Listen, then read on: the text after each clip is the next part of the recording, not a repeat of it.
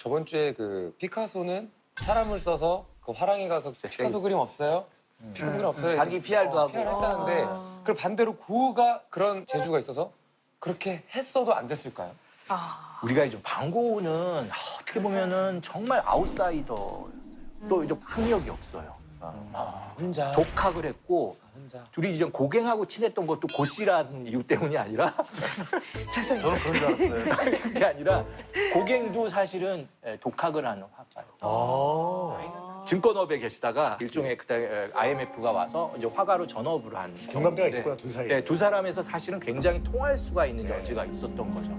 고객은 유명했죠, 그 당시에. 고갱도 무명이었어요. 아, 고객은 무명. 고갱이 왜 내려갔냐면은 동생 태호가 생활비를 주는 조건으로 그 돈 때문에 사실 간 이유도 상당히 근데 큰. 고객은 나중에 유명해지나요? 둘 다 그렇습니다. 둘 다 정말 사후에 유명해요. 어떻게. 그게 다 무슨 소용이야? 그게 무슨 소용입니까? 근데 좀 방고는 유화를 기준으로 놓고 본다면 거의 뭐 자화상을 30점, 드로잉까지 포함하면 한 80점 정도를 그려요. 그러니까 굉장히 많이 자기를 그린 건데 붓터치가 다 다르죠.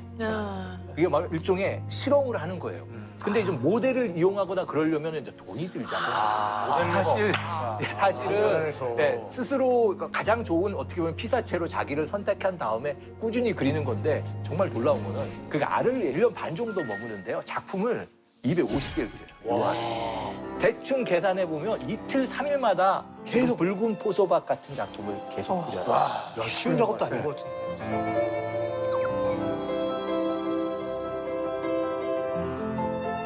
그리고 사실 우리가 붉은 포스밭 저런 작품을 가까이서 보시면 더 놀라실 거예요. 붓터치가 진짜 조밀해요. 그냥 대충 그린 게 아니고 그냥 굉장히 붓이 활발하게 움직이는 것 같이 보이지만 그러네요. 굉장히 밀도가 높아요.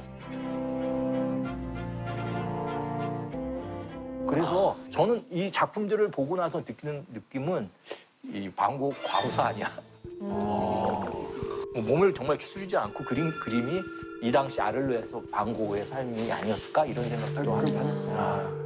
근데 이 굉장히 많은 다작을 한 이유 중에 하나가 저 화풍인데요. 저거는 완벽하게 마르지 않을 때 다시 덧칠을 하면 더 저렇게 거칠어져요. 상처를 내는 거예요.